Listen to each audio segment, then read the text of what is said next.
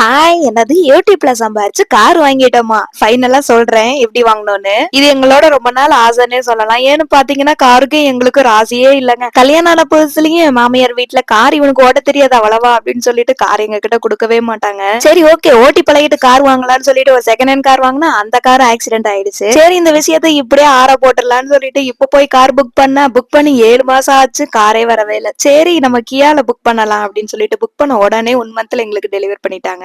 இனிமே யாரு எங்களை இந்த கார் எடுத்துட்டு போகாத, அங்க போகாத, இங்க போகாத, எப்ப வருவீங்க, முன்னாடி உட்காராத பின்னாடி உட்காராத அப்படிலாம் யாரும் சொல்ல முடியாது. ஏன்னா இது எங்க கார். இது வாங்குறப்ப எங்களுக்கு அவ்வளோ சந்தோஷமா இருந்துச்சு. குட்டு பிறந்தப்ப இருந்த சந்தோஷம் மாதிரி. எங்க அப்பா அம்மா அப்புறம் மாமா மாமியார் சொத்தை தவிர எங்க பேர்லன்னு இது வரைக்கும் நாங்க எதுவுமே வாங்கினது இல்ல. ஃபர்ஸ்ட் டைம் இந்த கார் தான் வாங்கியிருக்கோம். அந்த சந்தோஷத்துல எல்லாத்துக்கும் ஸ்வீட்ஸ் கொடுத்துட்டு அவங்களுமே எங்களுக்கு சாக்லேட்ஸ் கொடுத்திருந்தாங்க. குட்டுவோட கால் தடத்தை அப்படியே கார்ல வச்சு பதிச்சாச்சு. யாரும் கண்ணு வச்சிருவாங்க, இஎம்ஐல தான் வாங்கியிருக்கோம். டாடா பை பை.